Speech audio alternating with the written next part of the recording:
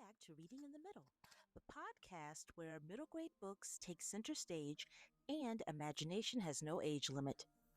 I'm your host, Anisha Jeffries, and today I'm joined by Grace Lynn, the award winning author and illustrator behind Where the Mountain Meets the Moon, Ling and Ting, and A Big Moon Cake for a Little Star. She's a Newbery Honor, Caldecott Honor, and Theodore Geisel Honor recipient. And in 2022, she was awarded the Children's Literature Legacy Award for her lasting impact on the field.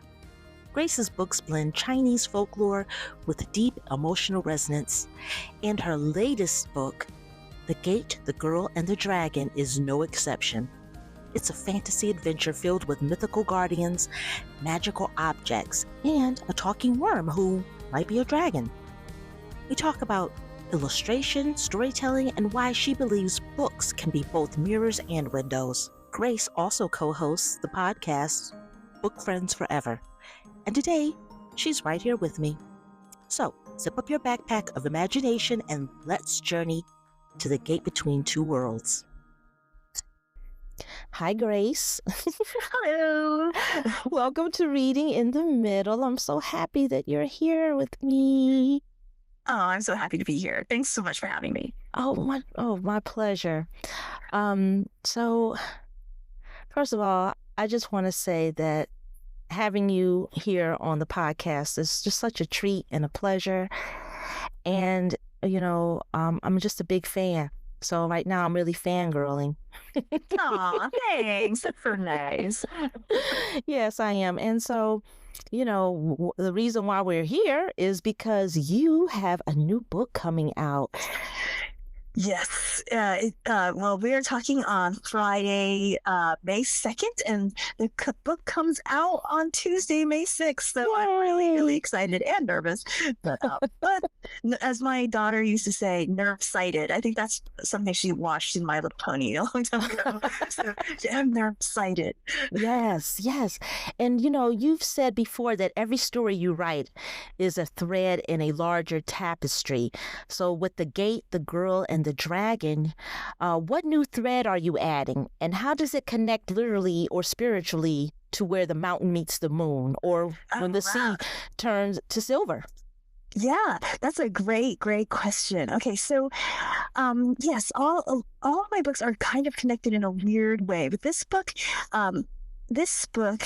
is kind of my way of trying to write a more contemporary novel while mixing in the ancient stories. Let me rephrase it. That was not very well not very well thought out. But so this novel, I was trying to do something a little bit different. And what I was really trying to do was to show kind of how myths are alive today. So in my book, I use these ancient myths and legends, like there's the legend of the old bell with the spirit in it. But then I also combine it with urban legends. So in 1995, there's a highway was built in Shanghai, and they had to build this special dragon pillar because they believed there was a dragon under the city. So there's urban legends mixed into ancient legends, and I wanted kind of to show how these myths and legends are alive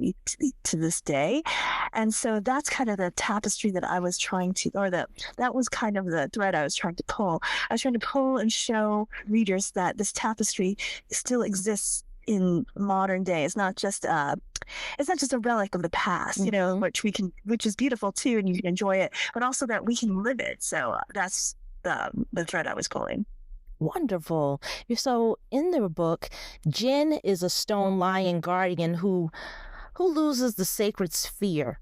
Lulu is a human girl with a mysterious past, and there's even, like you mentioned, a dragon, or at least a worm who claims to be one. Can you talk about building this trio and how their journey mirrors some of your recurring themes of bravery, belief, and belonging?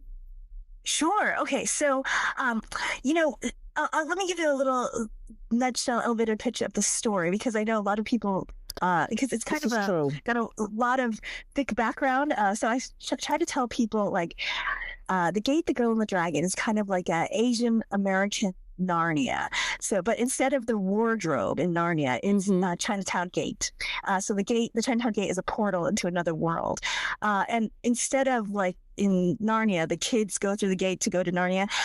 Instead, it's kind of like one of the magical creatures of Narnia comes to our world. So it's almost like Mr. Thomas comes to our world. So, but in my book, it's not Mr. Thomas. It's a spirit called Jin, and he's the spirit of a stone lion cub.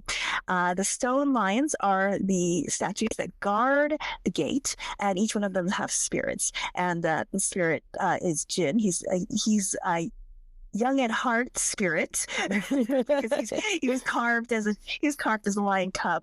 So in some ways he always stays that way. And he with his young spirit mind, he accidentally closes the portal between the two worlds, and he gets stuck in our human world, and all the spirits get stuck in their spirit world and they can't cross over. And for him to get home, he has to figure out how to find the sphere that he lost, and he needs the help of the girl that can hear the mysterious voices, and he needs the help of the worm who claims he's a dragon. Now, you're asking about the trio and how how it's similar to the other characters in my other books. So the things that are really important to me, that I hope that people get from all of my books is, I feel really strongly about showing that heroes can be characters that that are just trying their best. Like I think we are inundated with a lot of superhero motifs, and there's nothing wrong with that. I don't want people to think I'm looking down at it, but it's like they're gifted with a supernatural power. Like they're like they've got laser eyes. they've got huge hammers that only they can lift. And they're special in that way. And not that my characters aren't special, but what makes them heroic is just the fact that they're trying their best. It's not what makes you hero. It's not the biggest muscles. It's not a violent action.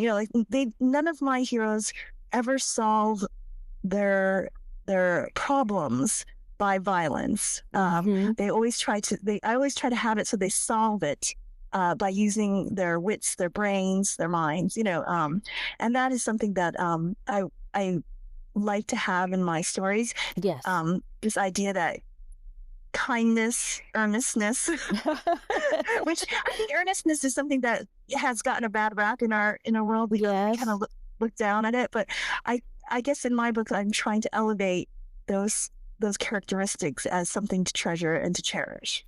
Well, you've always beautifully incorporated Chinese folklore into your work.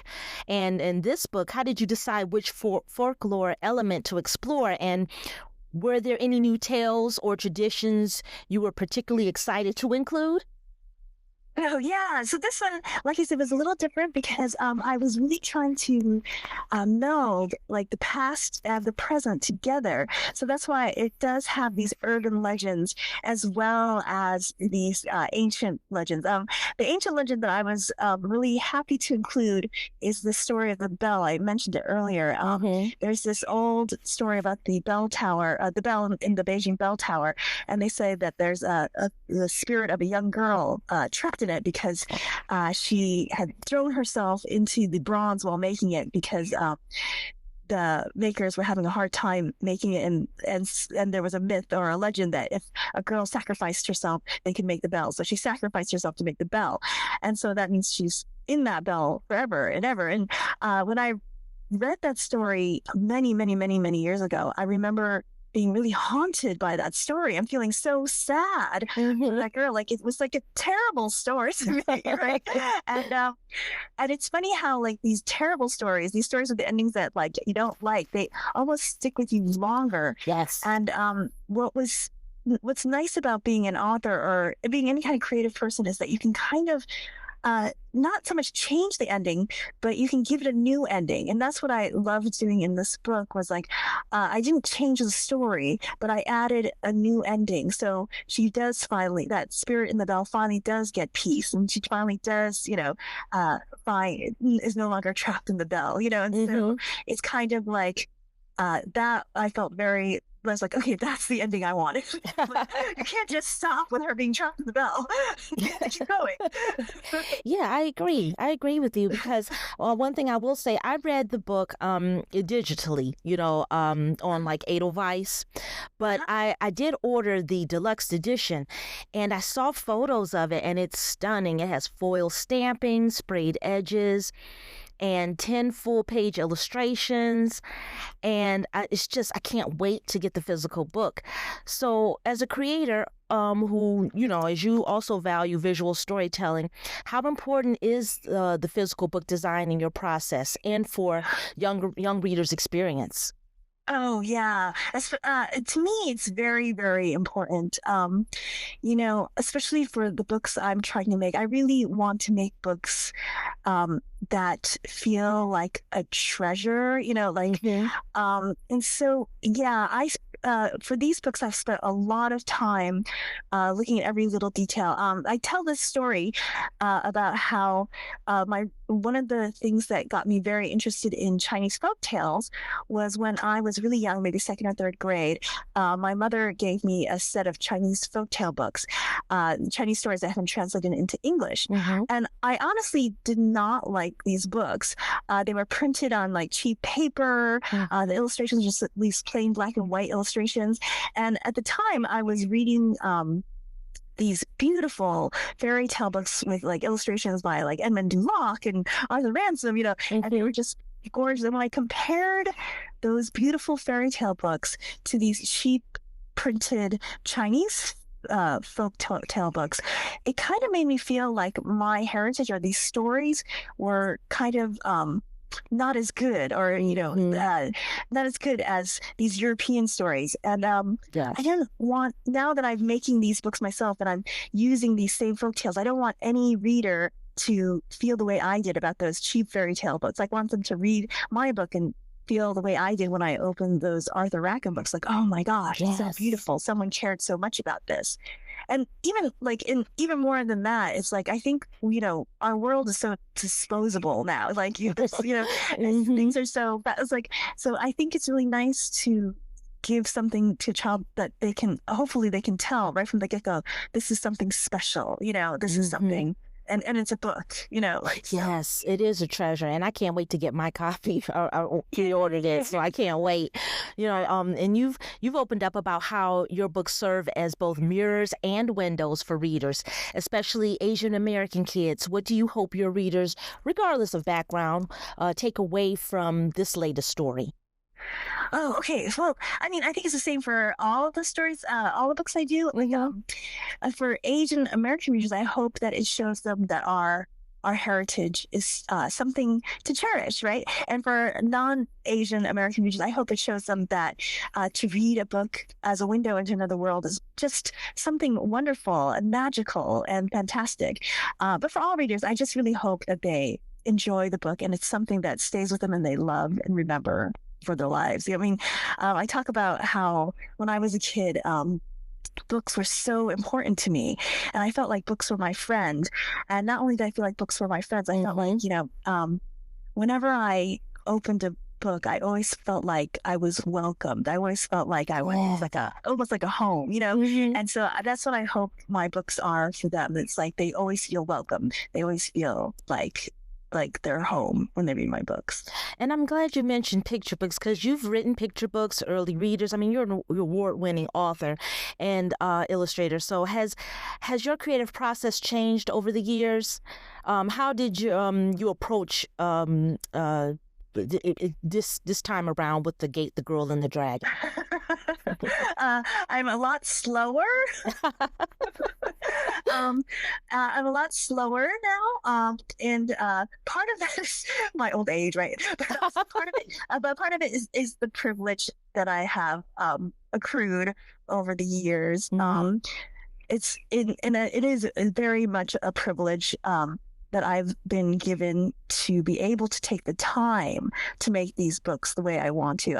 I mean, the book with, you'll see it has sprayed edges. The fact that it has full color, it's a beautiful produced book, and I feel so lucky that I have a publisher who believes in my work enough to invest in it that way, and I have a publisher who's willing to pay. And I feel lucky that I have been able to do all the books that I have, so to support myself in order to take the time that I need to make these books the way that I want to. So that's been the biggest thing, and it's such a joy to be able to do that. But I also know it's a privilege. It's definitely a privilege. And then, how do you also write such emotionally rich characters who still feel so real to middle grade readers?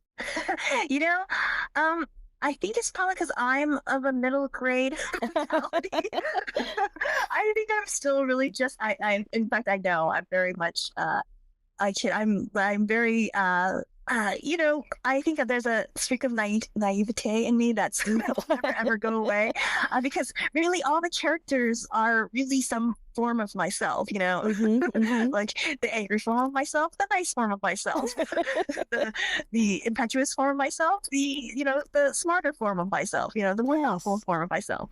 So, so if people relate to it, it means. That's why I feel like if people like my books, I know that the book is not me, right? But in some ways I feel like it is, right? Like, if you like my books, then you must like me. We'll be friends. Now, you have a podcast called Best Book Friends Forever with Alvia Ling. And often it gets into the nitty-gritty of publishing. What behind the scenes moment from making The Gate, the Girl, and the Dragon would you share with listeners on the pod, whether it's a win, a struggle, or a surprise? Okay, so yes, so The Gate, the Girl, and the Dragon, which might be interesting to some people, was contracted in 2016. So we signed the contract in 2016, and it's only coming out now in 2025. So that is something that probably surprises a lot of people. I have been very lucky, like I said, that I've been able to do other projects in between while I've let this novel kind of stew in my brain. But I think that sometimes books just take the amount of time that they need. Books just take the time they need, and and if you are able to give them that, then it is worth it. But I want to say, I know it's a privilege to be able to give books the time they need. Sometimes you can't, which I've also many times been in that situation too. Where it's like sometimes you just can't, and you just got to do it, and that's okay too. Yeah. But if you can, it's such a nice feeling. Well, I can't wait. I'm so excited for the book to drop May 6th. I have one more question for you, Grace. So finally, if you, Jen, Lulu, and the dragon worm were all trapped inside a fable, who would tell the story and how would it end? Well, it would definitely be the worm who would tell the fable, because he's the most loquacious. He likes. If you read the book, you'll know there's a prologue and an epilogue, and it's told by the worm because you could tell he just loves to hear the sound of his own voice. He's very lovable, but you can tell he's a little bit of a windbag. And so it would definitely be him telling it, because he likes the attention, and he's used to it. Like he's used to people kind of like sitting at his feet and listening to him. So how would it end? But I think it would definitely end with a happy ending, with a happy ending, with all feeling satisfied. I think. Were you asking for a specific fable, or no, just in general? No, just any fable. I think there would be some kind of problem that lots of people would think of. Think would come up with all these solutions that were quite different, and then it would end up with a solution that was very simple. For example, it would be like a little fable like, here's an almond. This is actually from a real Chinese fable. Here's an almond, and we must all share this almond, all four of us. How shall we divide it? And of course, like Jen would be like, I'm gonna smash it with my foot, and and then we'll divide it in three. And like Blue would be like, no, I'm gonna take a knife and I'm gonna carefully like cut it into three. And then the worm would be like, no, let me take this almond and we're gonna make it into tea, and then we'll each have a cup, So like something like that. Now, Grace, I did say this was the last question, but I have to give you the go around with our rapid fire questions. And you don't, no thinking involved. Okay, so just all right. Okay. I'm good at that. That's great. Okay. Okay. So, your go-to karaoke song. Oh, Flashdance, what a feeling. Oh, yeah. I love that. Favorite snack while writing? Oh, candied ginger. First book you've ever loved as a kid? Oh, The Little House by Virginia Lee Burton. A character from your books you'd want as a travel buddy? Oh, as a travel buddy. Oh, that's a good one. I probably, there's in When the Sea Turned to Silver, Yishan is Pin May's travel buddy, and he's actually, she doesn't know it, but he's quite a powerful deity in disguise. So I think I'd have him. Book Friends Forever co-host Alvia Ling in one word. Wise. Best advice you've ever received about storytelling? Only you can write your story. Oh, that's a good one. One word to describe The Gate, The Girl, and the Dragon. One word to describe The Gate, The Girl, the Dragon. That's a good one. Now, that one I have to think about. I know you said not to think, but now I'm going to think. I hope, let's see, because there's what you hope. I hope it is, enjoyable, but that seems so tame. Like I want it to be like fascinating. Oh, there you go. It's mesmerizing or something like that. But that seems so big-headed, right? No. It's like fascinating or enjoyable. Yes. Somewhere in between.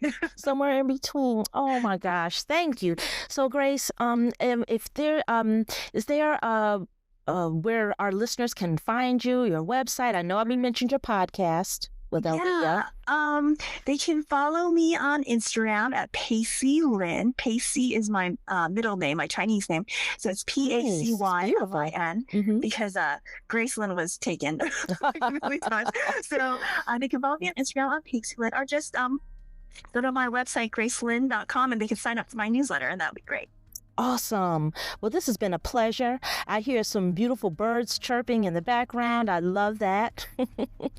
And I just want to say again, Grace, thank you. It's just been an honor and a pleasure having you on Reading in the Middle. Yay. Thanks so much. Oh, you're welcome. That was Grace Lin, award-winning author, illustrator, podcast host, and a true champion of storytelling that bridges cultures and generations.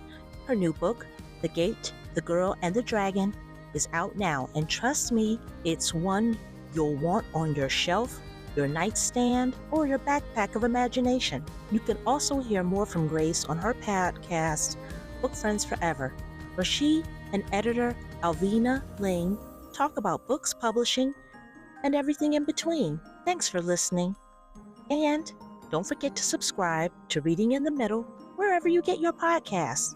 And as always, keep turning the pages, keep asking big questions, and keep reading in the middle.